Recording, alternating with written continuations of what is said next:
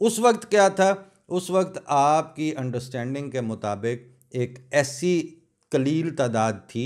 जिनको आप समझते थे कि हम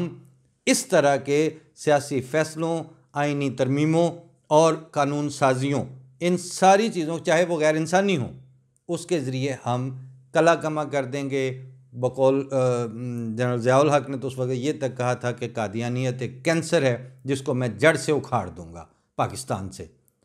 और ये तो खैर बहरहाल आने वाले ज़मानों ने देखा, और इस वक्त आप जो नाजरीन हैं वो सारे के सारे गवाह हैं कि वो जो जड़ से उखाड़ने वाला दावा रखने वाला था उसकी अब जड़ें पाकिस्तान में आपको नज़र नहीं आ रही हैं। लेकिन उसके अपने ज़रिए, जिसके बारे में एक हमारे दोस्त ने कहा था कि ज़ियाउल हक was the worst kind of parasite. Parasite सारे ही ख़तरनाक होते हैं, लेकिन बदतरीन किस्म किसी पैरासाइट की वो होती है जो उस उज़्व को भी खाना शुरू कर देता है जिसके ऊपर उसकी सर्वाइवल होती है। ज़ियाउल हक ने अपनी उस पैरासिटिकल बिहेवियर में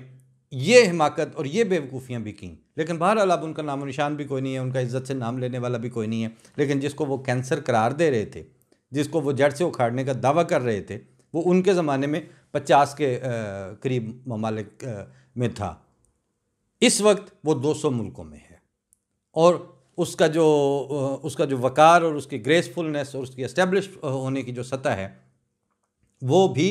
इस वक्त आंखें चुभाने वाली है। जो मानने वाले हैं उनके नज़दीक तो वो अल्लाह ताला के शुक्र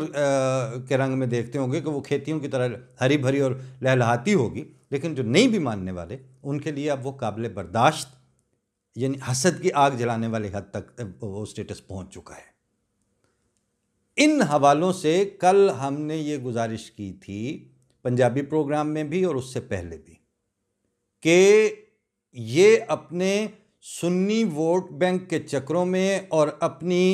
सुन्नी सुप्रीमेसी के खन्नास के साथ बाज़ कानून साजियों पे उतर रहे हैं, और जो इस वक्त जिनको ये टारगेट कर रहे हैं वो अहले तशीह हैं। और क्यों मैंने वो पहले वो कहानी सुनाई कि जी वो इस तरह उन्होंने कहा कि नबी और नबियों के साथ वादे होते हैं, उसका एक इनबिल्ट और मफहूम भी उसके अंदर है। वो ये है कि जिस तरह नबियों की जमात को बचाए जाने का वादा अल्लाह ताला ने उनको मबूस करते हुए उनको साथ किया होता है, इसी तरह मुख्तलिफ जब उन पे इब्तला आते हैं तो उनसे उनकी जमातों से ऐसे फैसले सरजद नहीं होते जिसका शर, जिसका नुकसान इंसानियत को फिर भुगतना पड़े। लेकिन जिनके पीछे खुदा ताला का भेजा हुआ नहीं खड़ा होता, जिनके सर के ऊपर खुदा ताला की कायम करदा लीडरशिप और खिलाफत या इमामत या उस तरह का निज़ाम मौजूद नहीं होता, वो इंसानी ग्रोह होते हैं। जिस वक्त उनके ऊपर जद पड़ती है वो ग्रोह उस वक्त फ्लेयर अप होते हैं, उससे जो आग की लपटें निकलती हैं उनसे भी तहफ़्फ़ुज़ की कोई ज़मानत नहीं होती। ये टू वे प्रोसेस है खुदा ताला के वादों का। एक ये कि अगर खुदा ताला के भेजे हुए को मानने के नतीजे में आपके ऊपर जुल्म और मुखालफत होगी तो आपको भी बचाया जाएगा। दूसरा, आप में से ऐसे शर और ऐसे फितने नहीं फूटने देगा अल्लाह ताला कभी भी कि जिनके नतीजे में दुनिया कल को तारीख़ में मौरख जब बैठें तो वो ये कहें कि फ़लाँ टाइम के अंदर फ़लाँ अहद में फ़लाँ वाक़यात जो हुए थे उस जुल्म और उस बर्बरियत और उस गैर इंसानी आग भड़काने में उस खुदा ताला के भेजे हुए के मानने वालों का हाथ था या उनका दखल था। सिलसिला क्या है? सिलसिला ये है कि मोतक़दात एक और चीज़ हैं। रियासत की अमलदारी में इस वक्त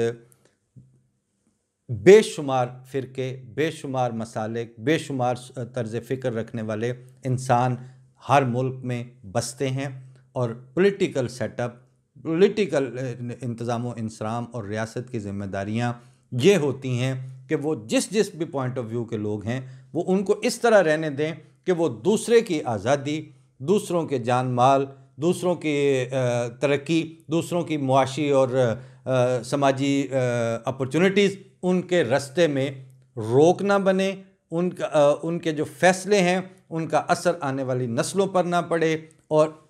मजमूई अमन आमा और एहसास तहफ़्फ़ुज़ और इज़्ज़त नफ्स को महफूज रखने को यकीनी बनाना, ये काम होता है रियासत का और रियासत के इदारों का, और इसी के लिए हुकूमतें कायम होती हैं। अब हुकूमतें जो हैं वो अगर किसी एक की सुप्रीमेसी के चक्कर में पड़ जाएंगी, तो ये पहला तजर्बा जब आपने अहमदियों पर किया था, उसमें आपकी बचत इसलिए हो गई थी कि अहमदियों को कंट्रोल रखना, उनको समझाना, उनको बताना कि ये जो आग से खेलने वाली हरकतें आपसे कर रहे हैं, आपने इनके ट्रैप में नहीं आना। ये बात अहमदिया अवामुन्नास को, अहमदिया पब्लिक को, अहमदिया जमात के इदारों को, हर चीज़ को बताने वाली इमामत और खिलाफत उनके अंदर मौजूद है, और उनके हुक्म को भी वो हरफ आखिर अपने लिए समझ रहे हैं, और वो उस इमामत ने उनको कभी मिसगाइड किया नहीं और मिसलीड होने नहीं दिया। ये उनका रोल है, ये उनकी जॉब डिस्क्रिप्शन है। खुदा ताला ने जो खलीफा बनाता है तो उसको ये सारी फरासत और इन सारी चीज़ों के लिए उसकी ताईद की गारंटी वो खुदा ताला की ज़ात खुद देती है।